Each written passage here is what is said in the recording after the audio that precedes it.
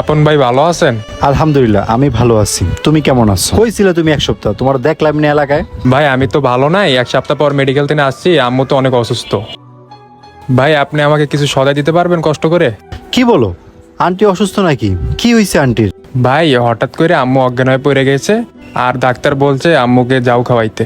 এই কারণে আমি আপনার দোকানে আসলাম। আপনি যদি চাল আর চিনি দিতেন আমার জন্য খুব ভালো হইতো। আচ্ছা তাই নাকি?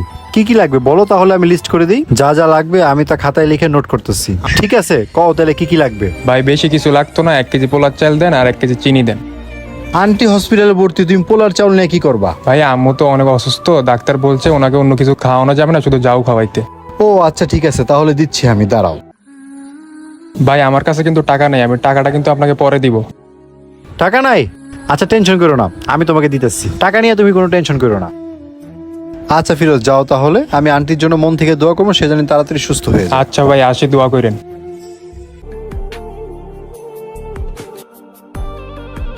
আসসালামু আলাইকুম বড় ভাই ভালো আছেন? ওয়ালাইকুম আসসালাম। কি খবর মেহেদি? তোমার তো কতদিন ধরে দেখি না, কই থাকো তুমি? ভাই বিয়া শাদী করছি তো, শ্বশুর বাড়ি গেছিলাম, আজকে আসলাম। কিছু সদাইপাতি লাগতো তো, তার জন্য আসলাম। ও আচ্ছা তাই না? তাহলে কি কি লাগবে বলো, আমি লিস্ট করতেছি। 5 কেজি পোলাও চাল, 1 কেজি চিনি, 2 খাসা ডিম, আর আপনি 2 কেজি দুধ দেন, প্যাকেটেরটা দিয়েন। 1 লিটার 7 আপ দিবেন, 1 লিটার জুস দিবেন, ফ্যামিলি প্যাকেজের লুডুস দিবেন, 2 লিটারের তেলে বোতল দিবেন, আর হইতেছে আপনার ময় মশলা দিবেন, ঠিক আছে? এই ময় মশলা কয় টাকার দিমু তাইলে? এলাচ, দারচিনি, তেজপাতা, গোলমরিচ, শুকনো মরিচ কি কি দিমু তাহলে সব একবারে বলো। ভাই মশলা সবগুলো মিলে 300 টাকা দেন। 2 প্যাকেট সেমাই দেন, 1 প্যাকেট ফ্যামিলি প্যাকেজ বিস্কিট দেন, আর একটা হ্যান্ডওয়াশ দেন। আচ্ছা তাহলে ঠিক আছে না, আর তো কিছু লাগবে না না? ভাই আর কিছু লাগবো না, আপনি প্যাকেট করেন, আমি গরুর মাংস নিয়ে আসতেছি। কি ব্যাপার মেহেদি, এত বড় আয়োজন? কোনো বড় অনুষ্ঠান আছে নাকি? ভাই কোনো অনুষ্ঠান না, শ্বশুর শাশুড়ি আইবো তো, তার জন্য বাজার করতে আইছি। আর বই বলছে ভালো ভালো বাজার করে নিয়ে যেতে। আর সত্যি কথা বলতে কি ভাই, বাজার যদি ভালোভাবে না লইয়া যাই, বই রাগ করবো। আচ্ছা গেলাম তাহলে ভাই। আচ্ছা যাও। এই মেহেদি দাঁড়াও, তোমার সাথে কথা আছে, এদিকে আসো। হ্যাঁ ভাই, কিছু বলবেন? এই মেহেদি, তোমার মা যে অসুস্থ তুমি জানো নাকি? উনি তো হসপিটাল থেকে বাসায় আইছে। আরে ভাই, আপনি এই কথা গিয়ে আমার দিনটাই মাটি করে দিলেন। আপনি ওই মহিলার কথা বললেন কেন? মেহেদি, উনি কিন্তু তোমার মা লাগে। মার ব্যাপারে তুমি এইভাবে কথা বলতে পারো না। ধরু মিয়া, কিসের মা? ওই মহিলার জন্য আমার স্বপ্ন পূরণ করতে পারি না। আমি বিদেশ যাইতে পারি নাই, সব টাকা ছোট বলারে দিয়া রাখছে। ওনার কথা শুনতে আমার ঘৃণা লাগে। আমার শাশুড়িকে বলছি সে আমাকে 10 লাখ টাকা দিবে, তাহলে কাকে বেশি ভালোবাসবো বলেন? ও মেহেদি, তাহলে তুমি টাকাকে বেশি ভালোবাসতা, তোমার মাকে বেশি ভালোবাসতা না?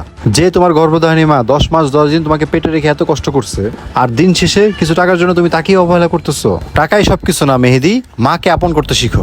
তুমি আজকে বিপদে পড়ো, কেউ তোমাকে দেখতে পারবে না। আজকে তোমার ঘরের বউ ঘর থেকে চলে গেলে তোমার শ্বশুর শাশুড়ির চোখে তুমি বিষ হয়ে যাবা। আল্লাহ না করুক তুমি একটু অসুস্থ হও, আজকে বিছনায় পড়ে থাকো, তোমার বউ বলো, শ্বশুর শাশুড়ি বলো, কেউ তোমার পাশে থাকবে না। দিন শেষে তোমার মাই তোমার পাশে থাকবে, কথাটা মনে রাখো মেহেদি।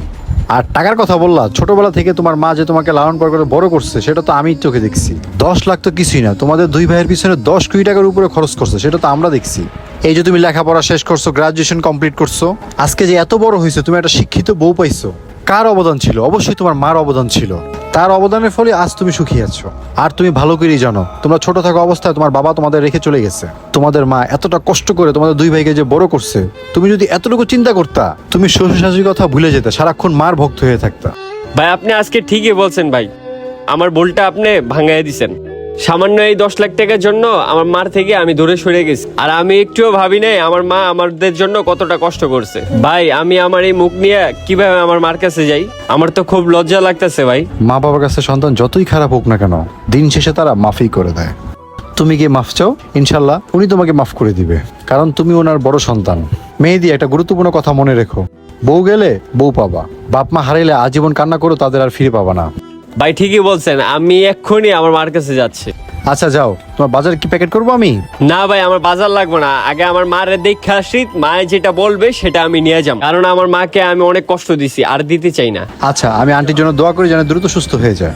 বন্ধুরা, মা বাবাকে ভালোবাসবেন। যার মা বাবা নাই সেই শুধু বুঝে মা বাবার কত কষ্ট, আর যারা আছে তারা কখনো অবহেলা করবেন না, কারণ এই দুনিয়াতে মা বাবা ছাড়া আপন বলতে কেউ নাই। এই ভিডিওটা ভালো লাগলে লাইক শেয়ার কমেন্ট করতে ভুলবেন না। ধন্যবাদ সবাইকে ভিডিও দেখার জন্য।